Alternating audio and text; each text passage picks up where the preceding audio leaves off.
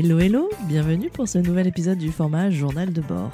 Alors le journal de bord, qu'est-ce que c'est ? C'est un format un peu spécial que j'enregistre en duo avec un hébergeur touristique, en l'occurrence ici dans cette série d'épisodes avec Alexandre Comte, qui est déjà intervenu sur le podcast dans l'épisode 32, et qui vient nous partager en fait les avancées de son projet de lancement d'un hôtel-restaurant prévu pour avril 2024. Cet hôtel-restaurant, il est basé dans l'Ain, et il va tout simplement en fait, nous raconter les éventuelles difficultés, mais aussi les avancées, les bons conseils. Et moi, je le challenge un petit peu sur quelques points stratégiques de sa communication et de son marketing. Je vous laisse découvrir ce nouvel échange avec Alexandre et je vous souhaite une très belle écoute à tous. Et bienvenue Alexandre dans ce 6e épisode du journal de bord. On est le vendredi 23 février, l'épisode sortira la semaine prochaine. Où est-ce que tu en es ?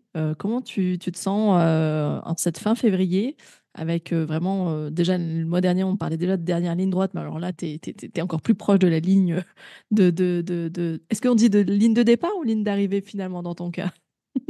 Salut Yen. Écoute, on peut. Alors c'est difficile, tiens. Non, on est au milieu d'une ligne droite. Alors la ligne droite peut être plus ou moins longue, hein, ça dépend du circuit qu'on prend. Mais on va dire que sur un dossier comme ça qui est attaqué en janvier 2023, on est plus vers la fin que au début. Mais l'intensification fait que voilà, c'est la vraie ligne droite. Il reste, on va dire, quelques semaines maintenant, parce qu'on peut dire, on peut parler en semaines et plus en Mhm. mois.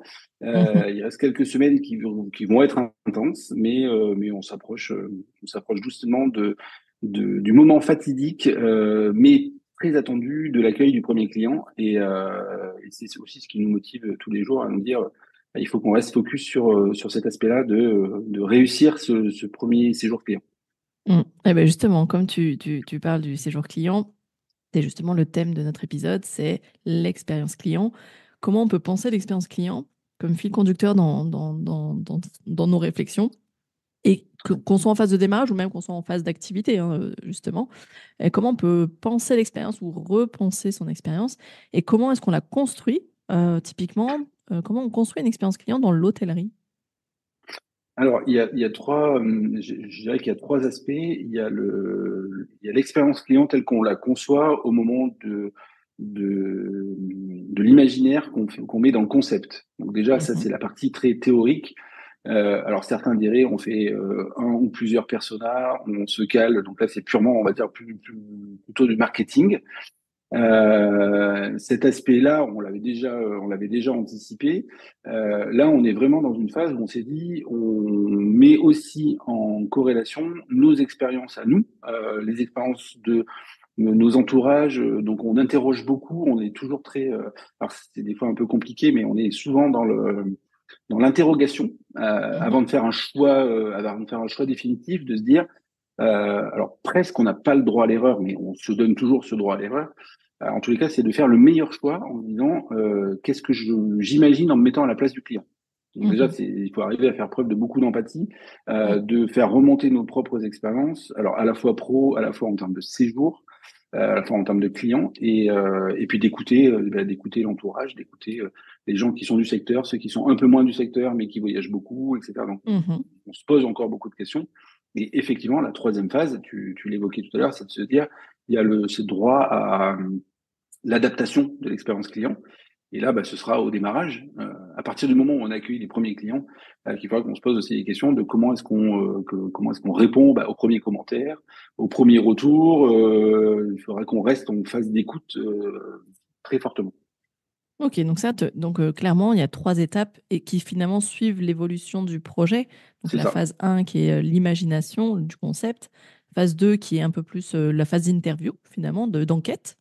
Donc on est vraiment dans une Ouais. étude exploratoire, ok. Au moment Et des puis choix, au moment là où, des décisions, ouais, ouais, stratégiques. Et puis donc tu as une troisième étape qui est vraiment l'étape observation finalement terrain et qui du coup exactement. permet de faire de l'amélioration et de l'ajustement. Voilà. Alors, là où ce sera le plus difficile, c'est de faire les adaptations sur le produit en lui-même, sur Mm. la partie hard.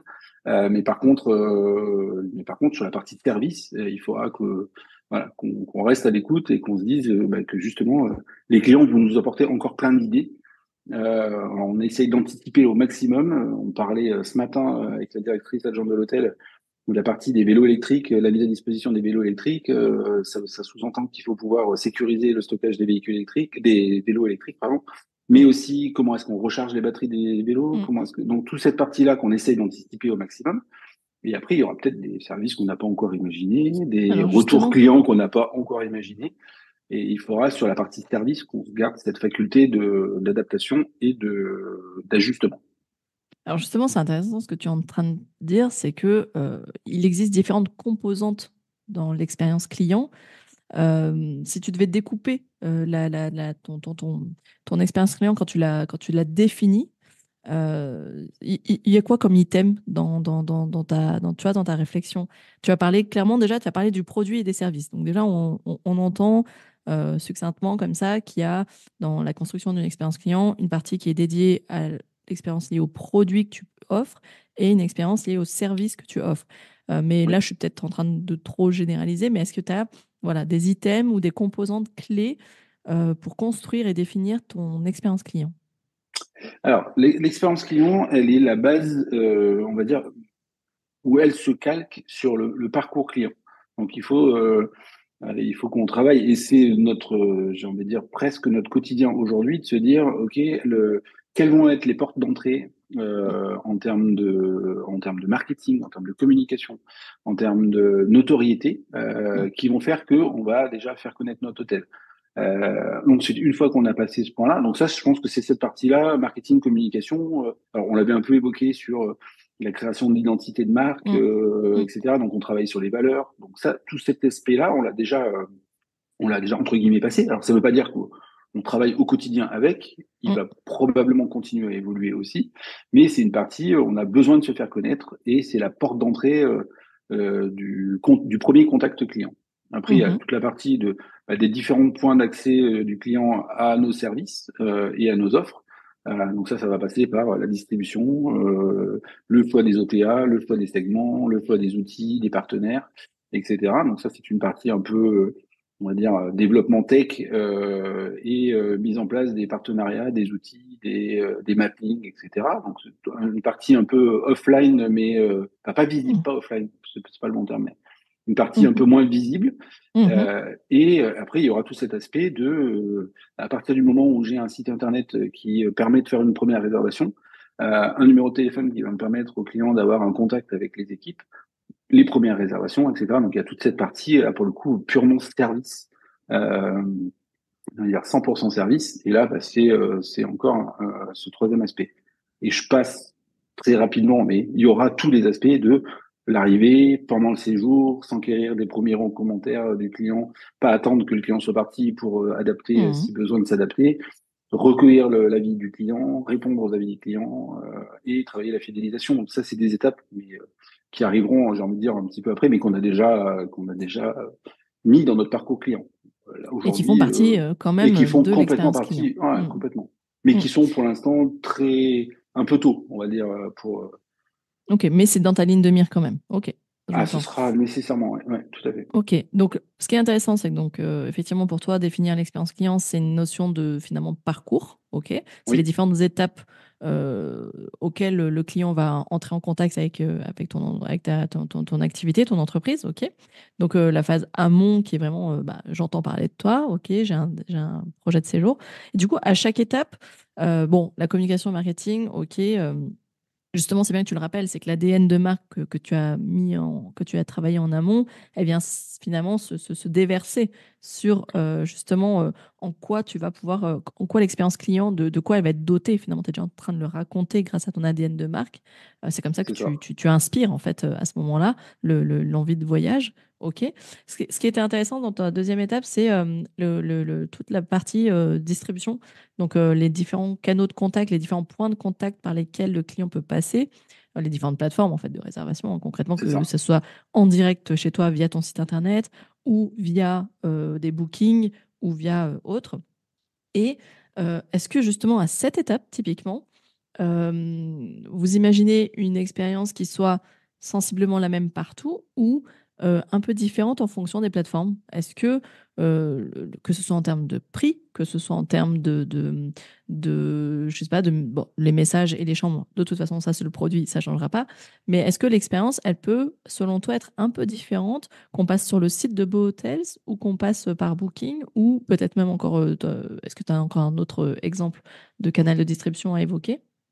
Alors, il y en a quelques-uns. Alors, si je reprends les exemples que tu viens de donner, alors le pricing, alors, on rentrera peut-être pas dans cet épisode sur la partie revenu management, mais effectivement, en fonction des canaux, il y aura nécessairement des prix qui seront potentiellement différents parce que des Mm. conditions de séjour qui seront différentes. Donc là, il y aura une vraie politique de revenu management, Ok. c'est très clair. Par contre, en termes de message, le produit, je suis d'accord, sera identique.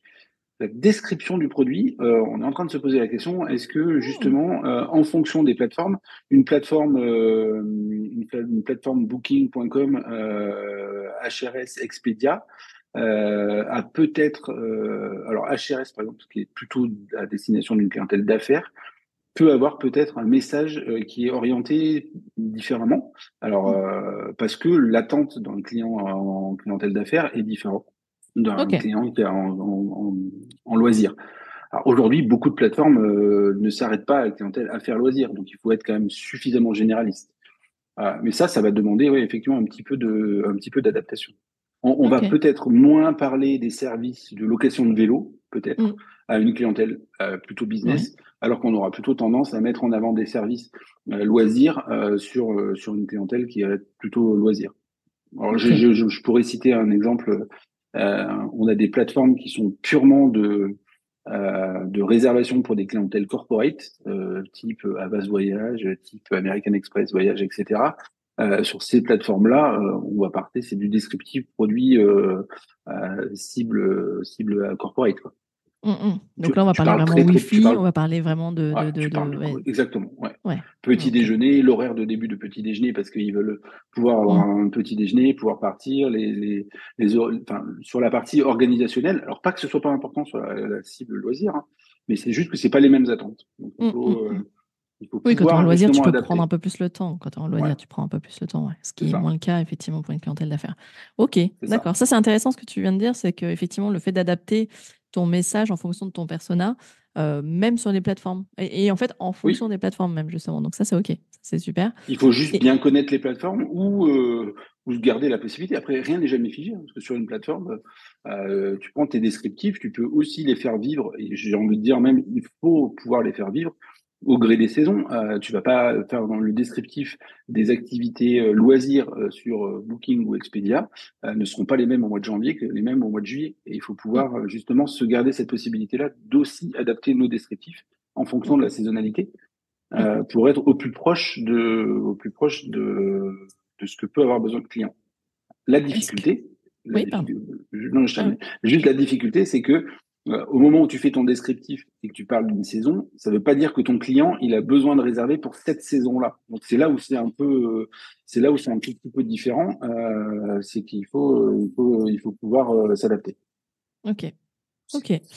Et pour rester encore dans cette phase amont du voyage, du séjour, est-ce que tu envisages de communiquer par email, par exemple, avec ton futur client ou ton client parce qu'il a déjà réservé, sur la préparation de son arrivée?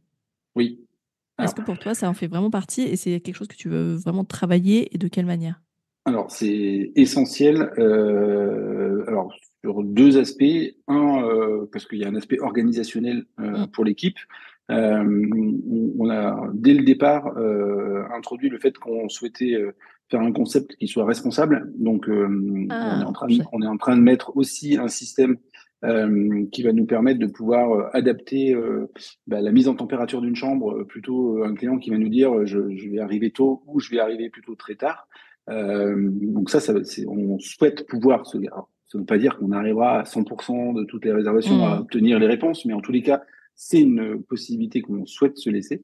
Mhm. Donc ça, c'est le premier aspect. C'est chouette. Le deuxième aspect, il y a l'aspect organisationnel de se dire, si j'ai beaucoup d'arrivées tardives, ça veut dire qu'il faut aussi que j'organise mon équipe pour Mm. dire que il faut pas que j'ai que le night qui soit là et qui soit débordé, parce que sinon ça veut dire que l'expérience client n'est pas nécessairement la meilleure si tout le monde arrive après 23 heures, par exemple. Mm, Ou alors mm, ça mm. demande à ce qu'on anticipe un certain nombre de choses. Il y a l'aspect stationnement, enfin, il y a plein d'aspects. Il y a l'aspect aussi communication avec les offres de restauration. On a 2 restaurants Mm. sur le site, donc c'est quelles offres je vais pouvoir plutôt envoyer à tel client qui va arriver tard par rapport à D'accord. l'occupation ou par rapport à la- au remplissage des restaurants. Donc voilà, c'est tous ces aspects-là. Et aujourd'hui, oui, on a un PMS qui est Muse qui nous permet de pouvoir faire des emails de pré-esté. C'est un peu du. Mais voilà, donc soit quelques jours avant, la veille, etc. Donc ça. Mm. Et le dernier aspect, c'est que ça permet aussi de faire de la vente additionnelle, puisque en fonction des moments, on va pouvoir aussi pousser plutôt une prestation qu'une autre, ou un client qui va vous dire qu'il vient en loisir, va peut-être faire d'autres offres et qui permettent de faire un petit peu de vente additionnelle. D'accord, ok. C'est intéressant ce que tu viens de dire sur la partie engagement durable, parce que du coup, ça fait partie clairement des valeurs Oui. de Beau Hotels. Et puis, je le vois de plus en plus, c'est effectivement sur ce que tu veux au petit déjeuner. Typiquement, je reçois de plus en plus le questionnaire de quoi vous avez besoin pour éviter de tout sortir, effectivement, et de finalement d'avoir du gaspillage. Et du coup, c'est vraiment de dire, bah, ok, est-ce que combien en fait de clients demain veulent surtout des viennoiseries, tu arrives finalement à jauger et, euh, et Ouais, à peu près adapter, anticiper, ouais. ça c'est ouais, et anticiper. Ok, ça c'est super. Alors pendant la période Covid, Mm. nous alors moi on a continué à se déplacer alors de manière raisonnée, raisonnable, mais on avait aussi besoin de se déplacer. Donc les hôtels s'étaient souvent très bien adaptés pendant cette période-là. Oui. Et il y avait justement ce besoin de flexibilité. Et moi, je trouve pas choquant que quand j'arrive dans mon hôtel, en tout cas sur cette période-là, ça ne m'avait pas choqué de dire, est-ce que vous savez ce que vous allez prendre demain? Alors peut-être parce que moi, je sais déjà ce que je petit déjeune le matin quand Oui. je me déplace. Il y a peut-être des clients qui veulent se laisser la liberté d'avoir du choix, ce qui est aussi compréhensible, hein. D'ailleurs, peut-être plus quand on est en loisir que quand on est en business. Mais en tous les cas, il faut partir du principe qu'on peut poser à peu près toutes les questions au client. Il répondra de toute façon de la manière dont il souhaitera. Mm, mm. Et je pense que les clients aujourd'hui sont relativement transparents, donc ils n'hésiteront pas à communiquer ou pas. Bon, nous, Non, on mais c'est préfère qu'ils intéressant, communiquent, ouais. mais Et je trouve que c'est aussi une forme de responsabilisation de chacun, en fait, là-dessus oui, aussi, sur, bah, ok, tu souhaites contribuer ou pas, comme tu dis, il y a le ou pas sur cet engagement éco-responsable. Et si tu le souhaites, bah voilà, on te fait la liste de ce qui peut être proposé au petit déjeuner, dans ton forfait, dans la prestation. Sélectionne. Moi, ça m'arrive très souvent, en fait, maintenant, d'avoir une fiche, tu sais, et tu coches ce dont tu as besoin, quoi. Et puis, ça c'est ce que voilà. Ouais, donc ça c'est sur l'offre au petit déjeuner, c'est typiquement quelque chose mm, qu'on est alors en plein en train de réfléchir parce qu'on a les mm, équipes qui sont en train d'arriver. Et justement, c'est un petit peu la démarche qu'on leur a demandé de réfléchir sur la mm, sélection des produits, mm, le nombre de familles de produits, de sourcer en local au maximum pour rester dans nos valeurs. Et puis mm. après, on verra comment est-ce qu'on arrivera à transposer ça sur. Alors, c'est une offre petit déjeuner buffet, donc il faut qu'on arrive à doser, mais ça peut, par exemple, être des produits saisonniers, pas tout le temps la même chose. Enfin, voilà, donc on se donne, et c'est cette chance-là, hein, c'est Mm. de créer notre propre concept. Alors, c'est peut-être plus de réflexion, plus d'anticipation, mais c'est aussi plus de liberté de se dire, on peut faire les choses comme on le souhaite et de Mm, pouvoir l'adapter, le changer avec pas trop de contraintes. mm. En tous les cas, le Ah, moins possible. pour rester, et là c'est la dernière question sur la partie expérience client en amont, est-ce que pour toi, tout ce qui est moyen de paiement fait partie clairement de un critère important dans l'expérience client? Je me pose la question surtout dans le cas d'une entreprise comme la tienne, qui est dans un hôtel comme le tien, qui vise énormément de voyages d'affaires. J'ai moins cette vision-là, moi, sur la partie facilité de paiement. Est-ce que c'est un critère ou c'est un non-sujet, en fait, la partie paiement et facilité de paiement? Alors, j'ai envie de te dire, je sais pas. Alors, c'est pas une réponse, mais je sais pas quel sera le besoin du client qu'on ne connaît pas encore. En tous les cas, nous, la réflexion qu'on s'est posée avec Louis, donc qui est le gérant Mhm. associé avec nous sur ce dossier-là, c'est de se dire, on avait plusieurs choix. Aujourd'hui, on s'est laissé la liberté d'accepter les American Express, les cartes étrangères, d'accepter les paiements électroniques avec la montre, avec le téléphone, etc. Parce qu'on se dit qu'il faut vivre dans l'air du temps et que être responsable, ça ne veut pas dire qu'il ne faut pas être dans les attentes du moment. Et les attentes du moment, il y en a peut-être des clients qui voudront payer avec leur Apple Watch, il y en a sûrement qui voudront payer avec leur téléphone. Et il faut qu'on ait cette possibilité-là. On ne peut pas ne pas se le permettre. Comme on va Ok. faire le paiement électronique directement sur le site. Enfin, ça, j'ai envie de dire, plutôt traditionnel. On n'a rien inventé, mais tous les systèmes de paiement ne permettaient pas, par exemple, de payer en Apple Pay D'accord. et ça, par contre, c'est un choix qu'on a fait de pouvoir l'accepter. Ok. Ok, d'accord. Ça veut pas dire que ça veut pas dire qu'on aura 5, 10, 15, 20% de nos paiements qui passeront comme ça, mais en tous les cas, voilà, faut qu'on Ok. puisse effectivement vivre avec son temps, un, et surtout que ce soit pas un frein pour le client de se dire je ne peux pas payer. Alors l'American Express, on s'est posé la question. Mais l'American D'accord. Express, si tu as une clientèle, une cible loisir, c'est pas nécessairement le besoin. Sur une clientèle affaires, tu peux pas t'en passer parce que Oui, tu as oui, des c'est pour ça. entreprises qui travaillent avec American Express. Alors, c'est pas, voilà, les commissions sont un peu plus chères, Oui, oui, mais je me doute ça, mais moi, j'imagine. ça fait partie C'est un service. Du coup, c'est c'est un un service. service, exactement. Ah ouais, ok. Et Ok. nécessaire pour être référencé par les entreprises qui Aussi. fera une partie de notre cible. Donc, à un moment donné, Ça fait c'est quasiment partie du obligatoire. cahier des Ouais, charges. C'est au c'est ça, cahier des charges, hein, il me semble. Ouais, exactement. d'accord. Ok. Et bon, les facilités de paiement, finalement, c'est peut-être pas un sujet parce que la plupart du temps, en hôtellerie, il y a un acompte qui est payé lors de la réservation, puis le solde le jour du départ, ou le jour de l'arrivée, je ne sais plus jamais. C'est plutôt le Alors, jour du départ. ça dépend. Alors, sur les séjours loisirs, souvent. En Mhm. hôtellerie, plus, on va dire, qui a une cible de clientèle, tu as le non annulable non remboursable, c'est un paiement immédiatement. Tu peux avoir du Oui, c'est vrai. semi-flex, effectivement, où tu as un acompte et où c'est modifiable dans certaines conditions. Et après, tu as le non annulable, le tarif flex, qui lui, pour le coup, tu prends une garantie Mm. sur le séjour mais tu n'as pas de paiement. Le paiement se fait à l'arrivée ou au départ, ça dépend des hôtels. Alors, il y a de moins en moins d'hôtels qui font le paiement au départ, c'est de plus en plus à l'arrivée, Mm. mais où voilà, tu payes ta chambre au moment où tu la prends. Oui, ok. Malgré tout, elle est garantie avec voilà, des conditions générales de vente et des conditions tarifaires qui sont adaptées Ok. à chaque séjour. C'est un peu Ok. les trois, quatre modèles. Ça fait Ok. partie. Alors pour le coup, ça rentre dans les critères on va dire, de revenu management. Ouais. En Ok. général, tu as un tarif le plus attractif, il est non annulable, non remboursable. Et tu Mm. sais que voilà, ça fait Tu sais partie que des critères. tu Pour viens obtenir cette ce date-là. tarif-là, c'est la Ouais. condition, c'est Ouais, que ouais. tu peux pas ni modifier ni annuler. Ah ouais, bah comme le billet Prums sur le TGV, Alors là, quoi. pour le coup, personne n'a rien inventé. Ouais, ouais, ouais. C'est Mais c'est c'est souvent du d'ailleurs le yield. revenu management Ouais, vient ouais. souvent du secteur du transport, hein. Transport aérien, transport C'est ferroviaire, hein. l'aérien qui a inventé le Ouais, c'est yield a ça. été inventé par l'aérien Ouais, ouais, et c'est ça. adapté maintenant dans le ferroviaire, mais dans plein de secteurs. Ouais, Voire même ouais, dans la ouais. restauration. Dans la restauration, tu commences alors, c'est plutôt encore du marketing, mais tu as des bars tu as des bars qui font leurs cartes et qui varient en fonction de l'offre et de la demande. Ah, ça fait. Le prix évolue. Après, tu as les happy hour, tu as plein de choses. Mm, C'est mm, aussi mm. des formes de yield. Alors après, plus ou moins poussées, mais Ouais, c'est vrai. voilà. D'accord. Et puis Alors, pour jouer avec terminer, l'argent,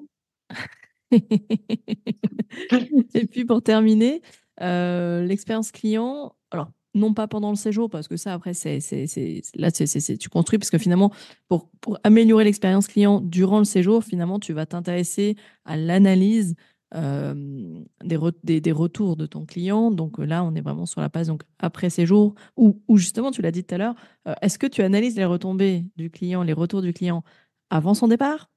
Juste après son départ, à quel moment pour toi c'est le meilleur? Est-ce qu'il y a un meilleur moment pour toi en fait?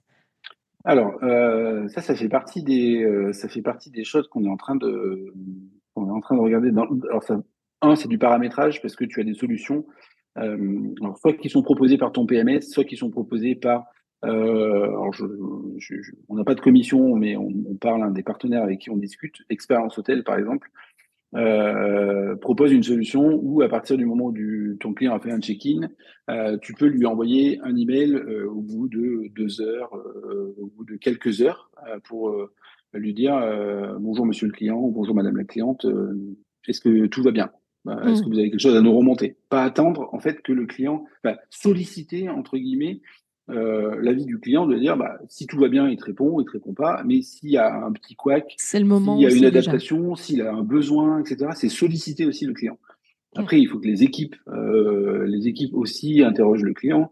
Alors ça se fait de plus en plus en restauration où plus ou moins adroitement ou en fonction des personnes, hein, parce que j'étais hier dans un resto, et il pose la question parce qu'il faut qu'il pose la question, et des fois c'est un peu maladroit, voilà, tout se passe bien, Ouais, un peu lourd, ouais. Ça peut être un peu. ouais, voilà. Bon. Mais ça fait partie. Au moins, on pose la question. S'il y a quelque chose qui va Ouais. pas, c'est à ce moment-là où tu peux dire, Il me j'ai pas eu manque ma ça. salade, j'ai pas eu ma Ouais. salade, j'ai pas eu mes frites, je voudrais bien de la mayo, du ketchup. Moi, je Mm. passe les. Et c'est pareil en hôtellerie. En fait, Mm. tes clients, ils passent régulièrement, ils rentrent, ils vont aller au resto, etc. Un sourire et un bonjour madame, est-ce que tout se passe bien, ça coûte rien. Et c'est à ce moment-là où tu peux aussi engager une discussion avec ton client. Et on est quand même dans des métiers de service, hein, on le répète Bien sûr. tous les jours. Le métier de service, c'est de s'enquérir que tout se passe bien avec ton client. Et pas Donc, attendre qu'il parte, qu'il soit frustré et qu'il te réponde derrière un écran, où ce soit dépersonnalisé et où des fois c'est un peu plus brutal parce que mm. tu lui as pas donné l'occasion de s'exprimer avant. Donc nous, ce Mm, qu'on mm, souhaite, c'est ça. C'est pendant le séjour, alors mm. juste après l'arrivée, mais le lendemain, ça peut être le lendemain aussi, de poser la question, est-ce que tout se passe bien? C'est une question qui coûte rien. Est-ce que vous êtes bien installé? Est-ce qu'il vous manque quelque chose? Ouais. Ok. Exactement. Ouais, Ouais. Est-ce tout que à fait. l'installation s'est bien passée, quoi, déjà? Ouais, effectivement. Euh, il y a une phase que j'aime beaucoup, moi, dans l'expérience client, c'est la phase d'observation, en fait. Typiquement, est-ce que il y a une formation, est-ce qu'il y a quelque chose qui va se porter sur l'observation du client dans sa manière de consommer l'hôtel, son séjour chez vous? C'est-à-dire, les espaces qu'il va utiliser, tu vois, les espaces lounge, les espaces bar, le petit déjeuner, qu'est-ce qui parle le plus? Est-ce qu'il va y avoir une certaine observation euh, globale de l'usage, l'utilisation des différents espaces? Alors, on a essayé de penser les espaces de manière très ouverte, c'est-à-dire que alors un des avantages de faire de la construction, c'est que tu peux penser toi-même les espaces. Alors j'espère qu'on y a pensé le mieux possible. L'expérience nous le dira sur l'ouverture, mais l'accueil en fait est situé justement face à l'espace lounge, et où les équipes de l'accueil ont vu à la fois sur l'entrée, sur les ascenseurs, sur l'espace bar et sur l'espace petit déjeuner. Donc il y a vraiment une vision, Mm. alors j'allais dire Oui, on a vu sur les croquis. presque On a vu ça. 360, mais en tous les cas voilà, le client peut pas passer, rentrer, sortir sans que on puisse lui faire un sourire, lui dire bonjour, est-ce que tout se passe bien, et puis même d'être à sa disposition s'il y a un besoin de servir un café au bar, d'être à l'accueil, etc. Donc de faire notre métier de service. Après, alors, en toute sincérité, on n'est pas allé jusqu'à se dire, est-ce qu'on va comptabiliser combien de fois la salle de sport sera utilisée? Peut-être que ça pourrait être nécessaire, mais non, on s'est pas encore posé cette question-là. On a ouais, on a deux espaces. On a donc une salle de remise en forme et un espace dédié aux enfants. Puisque nous, dans les valeurs, il y a aussi les valeurs de la famille. Donc, on a fait un espace dédié pour les enfants avec un espace de jeu qui a été pensé vraiment pour la, entre guillemets, petite enfance. Mais ces espaces-là, on les a voulu sécurisés, mais pas nécessairement, on ne sait pas de quelle manière et dans quelle volumétrie ils vont être utilisés. Et Mm, mm. à la limite, on n'a pas réfléchi à la Ma question, elle quantification. portait, ouais, ma question, en fait, elle portait pas sur la rentabilité, mais plus sur est-ce que l'utilisation est optimale pour le client? Enfin, tu vois, est-ce Ah, que ce ouais, service, tu vois, c'était plus sur est-ce que ce service, comment il est perçu par le client, tu vois, et comment il est utilisé ou comment est-ce qu'il pourrait être encore mieux utilisé si c'est le souhait. Mais finalement, ces questions-là, tu peux les poser dans, j'imagine qu'il y en aura un questionnaire de exactement. satisfaction. Et du coup, est-ce que ce questionnaire, bah justement, il va se porter sur l'ensemble des services? Parce que parfois, Ah il y a oui, aussi la question, saviez-vous qu'on a ça? Parce que bien peut-être sûr. qu'ils sont passés à côté de Ouais, l'info. ouais. Et du coup, ça te pose la question finalement de la signalétique à ce moment-là. ou de la Tout à fait. communication sur l'ensemble des services. Du coup, et on arrive sur la fin de l'expérience client, on arrive sur la fin du parcours, qui est de dire, voilà, après le séjour, quel service avez-vous utilisé, apprécié, auriez-vous aimé tester, mais vous n'avez peut-être pas eu le temps, vous ne saviez même pas que ça existait. Est-ce que ça, c'est quelque chose qui, pour toi, justement, va permettre finalement de remplir cette phase d'observation, hein, d'une certaine manière?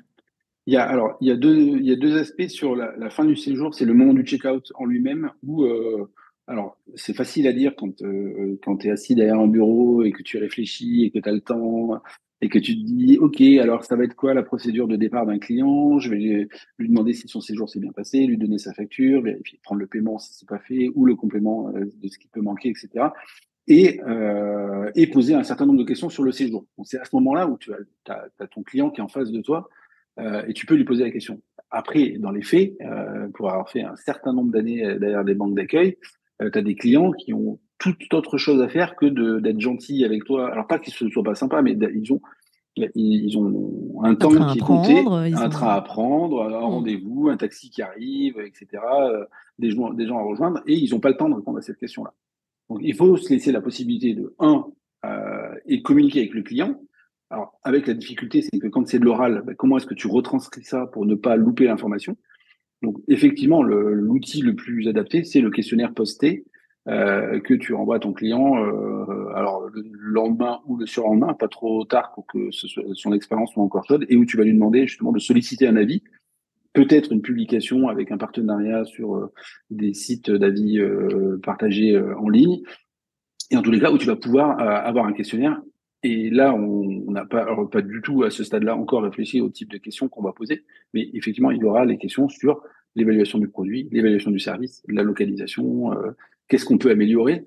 Et effectivement, si on se rend compte que la salle de sport est très peu utilisée, on pourra peut-être rajouter typiquement une question.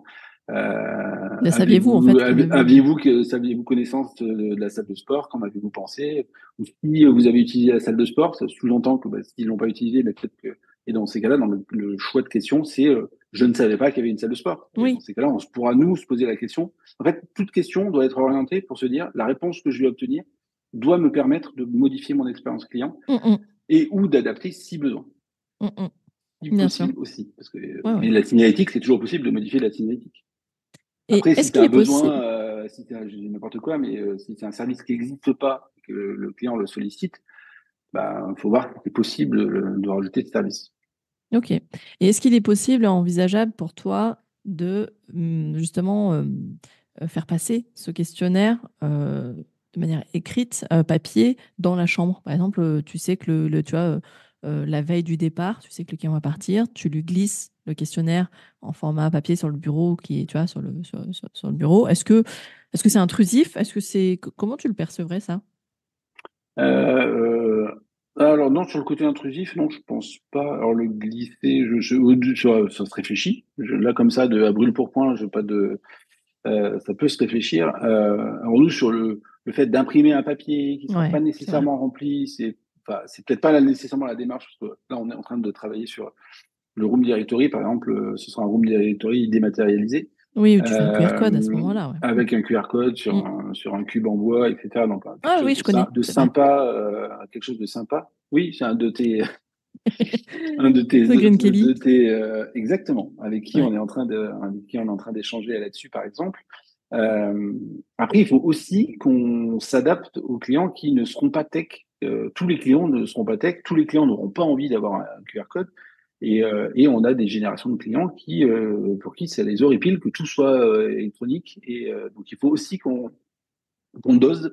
Peut-être que la question sera de se dire, le Room Directory est disponible à l'accueil, alors en quantité moins importante, mais il est disponible à l'accueil en format papier pour celui qui Mm. ne souhaite pas utiliser son smartphone, ne souhaite pas, voilà, Ouais. qui n'a pas envie d'être Ok. connecté ou quoi que ce soit. Donc ça, faut qu'on y réfléchisse. Le questionnaire, en tous les cas, ça fait partie des questions pendant le séjour. On peut effectivement poser un certain nombre de questions au client. Il faut même presque poser des questions au client. La forme, elle reste où elle est à définir. Ok. Ok. Bah Mais écoute. effectivement, hein, c'est enfin toute remontée d'informations de la part du client, elle est hyper importante Oui. dans le Non, service, mais dans tout les à métiers de service. Tout à fait. Mais effectivement, je pense que au mieux tu observes et tu laisses le client en fait le faire lui-même ses remontées, moins tu le guides en fait quelque part, plus tu auras une donnée brute et authentique en fait. C'est vrai C'est que ça.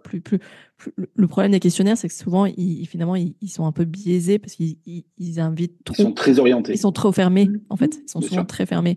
Contrairement à ce qu'effectivement, quand tu parles à l'oral, quand tu parles en face à face, je veux dire, c'est quand même pas pareil. Il y a quand même, voilà. Mais à l'inverse, la formule écrite permet aussi de dire des choses que tu n'oses pas forcément dire en face.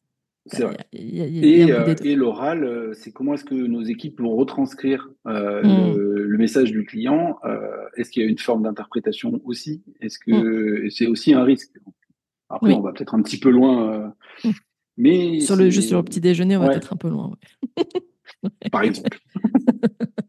Ok, bah écoute, je te remercie beaucoup. Bah, Bah écoute, écoute, avec moi, plaisir. c'était très clair sur la partie expérience client.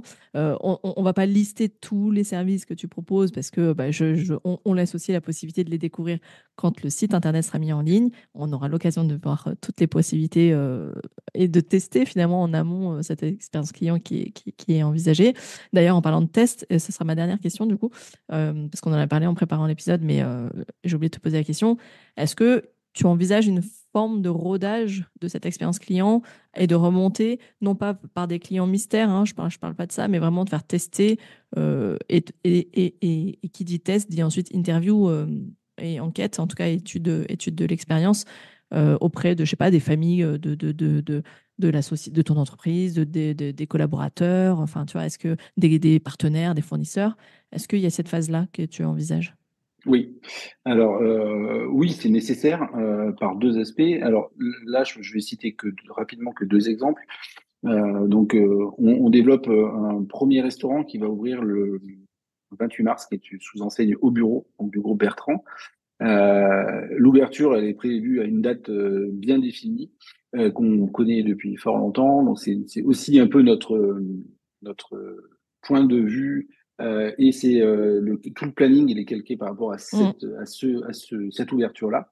Et en fait, les deux jours avant, il y a la possibilité, alors la veille, c'est sûr, et peut-être le jour d'avant, de faire un dîner à blanc. Donc, sur la restauration, c'est le dîner à blanc où justement c'est des gens qui sont invités. mm, Dans le sens invité, c'est que ils sont sélectionnés. Et mm. justement, c'est souvent l'entourage, les partenaires, les gens qui ont participé au projet, etc., les prestataires qui ont contribué aussi à construire l'hôtel ou les restaurants, qui vont participer. Et c'est une façon de roder l'équipe sur la partie production, sur la partie service, et puis de régler les Mm. derniers petits réglages, mais qui sont en vraie situation. Et donc pour l'hôtel, il y a la partie technique où on va faire des séjours où on va regarder plutôt la partie vraiment avec un œil technique en se posant dans la place du client. Et puis il y aura les séjours un peu plus expérientiels justement sur la partie service, roder les équipes, sur justement les check-in, etc. Et derrière, effectivement, avoir cette phase d'interview avec les personnes pour voir comment est-ce qu'ils l'ont ressenti et que ça peut participer à la fois à la formation, ça permet de tester le service et aussi de roder les équipes et c'est un retour aussi en termes de formation. Mm. Donc Ouais, ça, ouais, oui, c'est hyper important. super. Non, Avant une vraie ouverture au public, parce que le premier client, il doit se sentir accueilli comme si l'hôtel était ouvert depuis tout à 10 ans fait.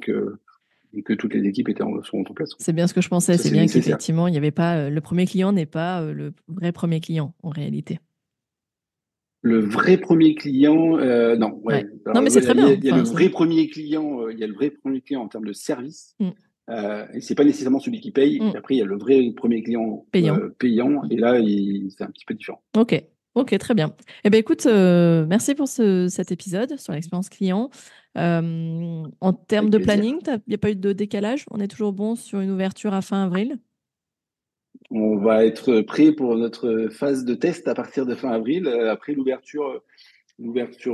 grande ouverture, on va dire pour le premier client, on sera probablement plutôt courant mai. D'accord. Donc, alors sans dire que c'est du décalage, mais c'est de l'adaptation un petit peu des petites choses. Mais oui, on sera avant l'été, en tous les cas. On s'était dit avant l'été, donc on sera sans aucun souci ouvert largement avant l'été. D'accord, ok. Eh ben, je te remercie beaucoup. Et puis, je te dis rendez-vous le mois prochain pour un septième épisode du journal de bord. Et ben, au mois prochain. Merci Merci à beaucoup. toi. Salut. Merci. Salut. Merci à tous d'avoir écouté cet épisode jusqu'ici. J'espère que la thématique de l'expérience client vous a plu. En tout cas, pour moi, c'est un sujet qui est toujours passionnant. C'est vraiment quelque chose que j'aime vraiment observer et développer et améliorer. J'espère que c'est le cas pour vous aussi. N'hésitez pas d'ailleurs à me dire en commentaire sur les réseaux sociaux s'il y a une pratique qui vous plaît particulièrement, que vous avez vous-même testé et éprouvé et que vous aimeriez partager avec l'ensemble de la communauté d'hébergeurs et de destinations touristiques. En tout cas, je vous dis à tous à la semaine prochaine pour un nouvel épisode du podcast Action Réservation. Et quant au journal de bord, je vous dis rendez-vous au mois prochain pour le 7e épisode. D'ici là, portez-vous bien. Ciao, ciao!